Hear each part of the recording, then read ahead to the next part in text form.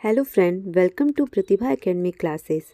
आज हम लोग पढ़ेंगे हिंदी साहित्य के प्रमुख इतिहासकार और उनके ग्रंथों के बारे में। मैंने इस पीडीएफ में उन्हीं इतिहासकार के ग्रंथों को शामिल किया है जिससे विगत वर्ष की परीक्षाओं में कई बार प्रश्न पूछे जा चुके हैं और आगे की परीक्षाओं में पूछे जाने की बहुत संभावनाएं हैं। तो आइए हम लोग देखते हैं प्रमुख इतिहासकार और उनकी रचनाओं के बारे में। सबसे पहला है गर्सा द तासी, जिन्हें हम फ्रेंच भाषा का विद्वान भी कहते हैं और इन्होंने हिंदी साहित्य का पहला इतिहास भी लिखा है।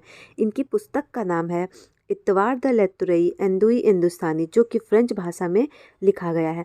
कई बार परीक्षाओं में ये प्रश्न पूछा जा चुका है कि हिंदी साहित्य का इतिहास सर्वप्रथम किस भाषा में लिखा गया, तो वो फ्रेंच भाषा में लिखा गया था। और इसका प्रकाशन वर्ष क्या है? इसका प्रकाशन वर्ष है 1839 ईस्वी। अगला हम देखेंगे मौलवी करीमुद्दीन, जिनकी रचना का नाम है तज़कीर ए सुआई, जिसका प्रकाशन वर्ष है 1848 ईस्वी। तीसरी रचना है शिव सिंह सेगर की शिव सिंह सरोज, 1883 ईस्वी।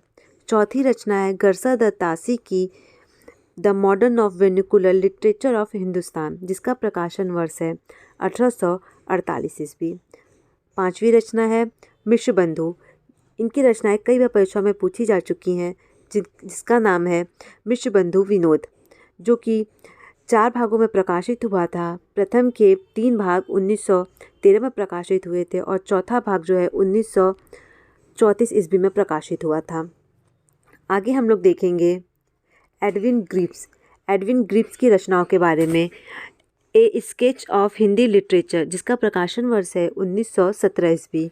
अगली रचना है FEK महोदय, जिनकी रचना का नाम है ए हिस्ट्री ऑफ हिंदी लिटरेचर, जिसका प्रकाशन वर्ष है 1920 ईस्वी। इस बार के हायर की परीक्षा में FK महोदय की रचना के बारे में पूछा गया था, तो अक्सर बच्चे एडविन ग्रिप्स और FEK महोदय की रचना में कंफ्यूज हो जाते हैं, तो आप लोग इसे ध्यान में रखिएगा। अगली सबसे महत्वपूर्ण रचना है वो है रामचंद्र शुक्ल की रचना, जिसका नाम है हिंदी साहित्य का इतिहास, जिसका प्रकाशन वर्ष है 1929 ईस्वी। अगला हम देखेंगे हजारी प्रसाद द्विवेदी। इनकी रचनाएं भी कई बार परीक्षाओं में बहुत बार पूछी गई हैं। इन्होंने 3 पुस्तकें लिखी थी। पहली पुस्तक का नाम है हिंदी साहित्य की भूमिका, जिसका प्रकाशन वर्ष है 1940 ईस्वी। दूसरी है हिंदी साहित्य का आदिकाल, जिसका प्रकाशन वर्ष है 1952 ईस्वी। और तीसरी है हिंदी साहित्य का उद्भव और विकास, जिसका प्रकाशन वर्ष है 1955 ईस्वी। 10वीं रचना है रामकुमार वर्मा की हिंदी साहित्य का आलोचनात्मक इतिहास, जिसका प्रकाशन वर्ष है 1938 ईस्वी। 11वीं है डॉक्टर धीरेन्द्र वर्मा हिंदी साहित्य, जो कि 3 खंडों में विभाजित है। 12वीं है हिंदी साहित्य का बृहत इतिहास, जो कि 16 खंडों में है और इसका प्रकाशन वर्ष जो रहा है वह है 1957 से 1984 ईस्वी। ये प्रश्न भी कई बार परीक्षाओं में पूछा जा चुका है कि हिंदी साहित्य का बृहत इतिहास कितनी भागों में विभाजित है, तो वो है 16 खंडों में है। आगे हम देखेंगे डॉक्टर नगेंद्र की रचना। डॉक्टर जो नगेंद्र की रचना है उसका नाम है हिंदी साहित्य का इतिहास और इसका प्रकाशन वर्ष है 1973 ईस्वी। और उनकी दूसरी रचना है हिंदी साहित्य का वाडम्य 20वीं शताब्दी।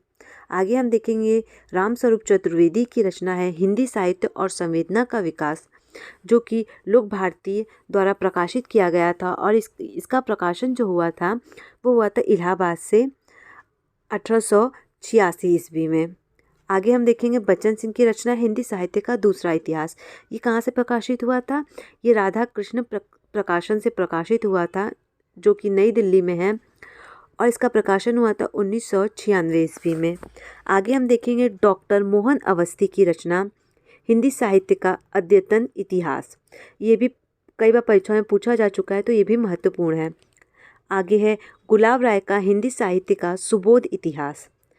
18वीं रचना है राहुल संस्कृत्यान की हिंदी काव्यधारा, जो कि 1944 में प्रकाशित हुई थी।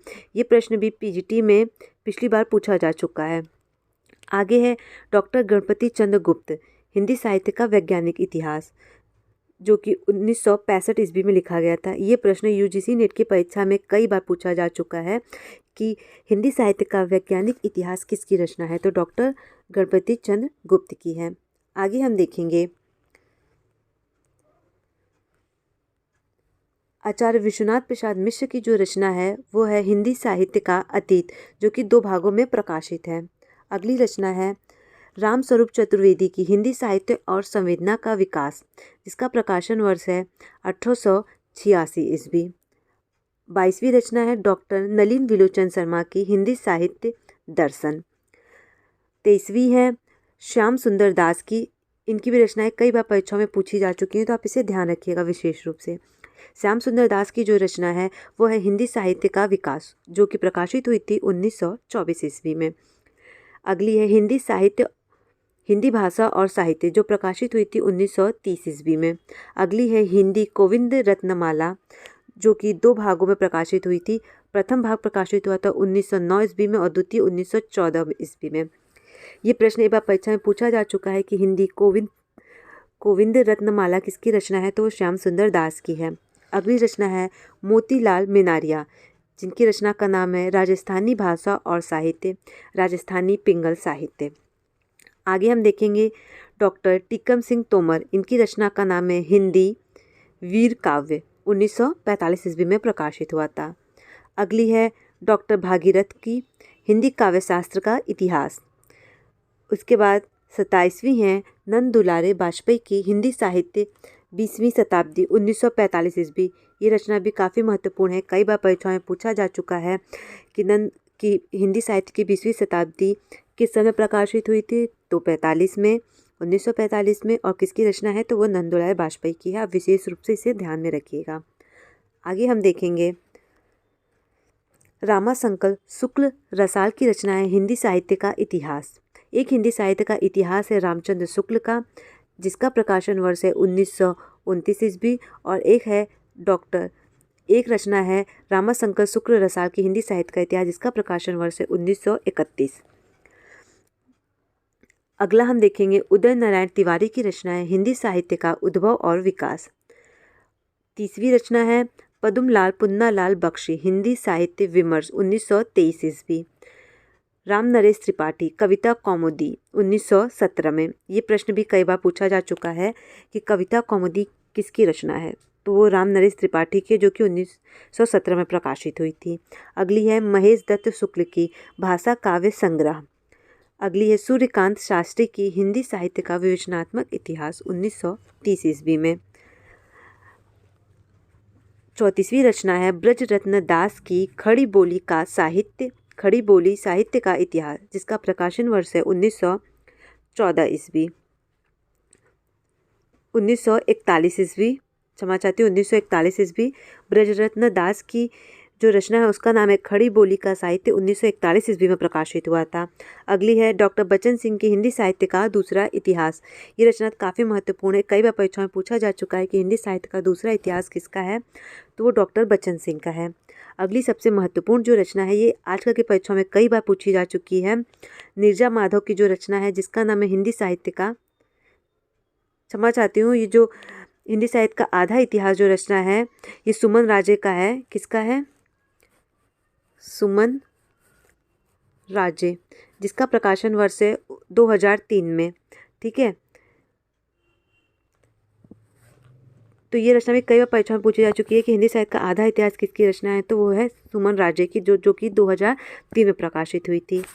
आशा करती हूँ कि मैंने इस वीडियो में सारी प्रमुख रचनाओं को बता दिया है जो कि हिंदी साहित्य से संबंधित महत्वपूर्ण रचनाएं थी और वो कब प्रकाशित हुई थी, उनके लेखक कौन हैं, इन सारे महत्वपूर्ण तथ्यों का मैंने समावेश इस वीडियो में कर दिया है। Thank you so much.